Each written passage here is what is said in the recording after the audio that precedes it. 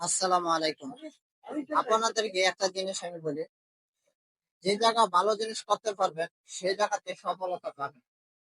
আর যদি ভালো কিছু না করতে পারেন সেই জায়গাতে কখনোই সফলতা পাবেন না।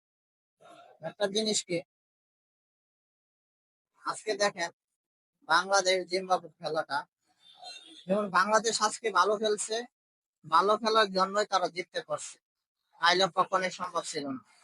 তাও এনিক ব্যবধানে জিততে পারছে।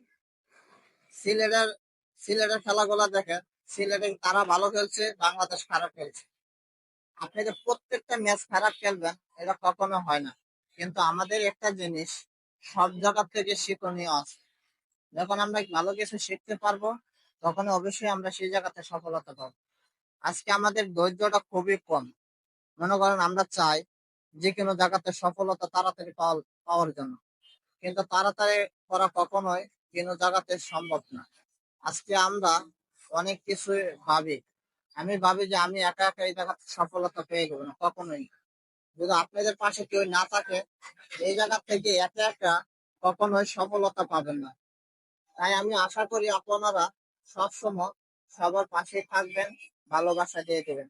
Best of luck.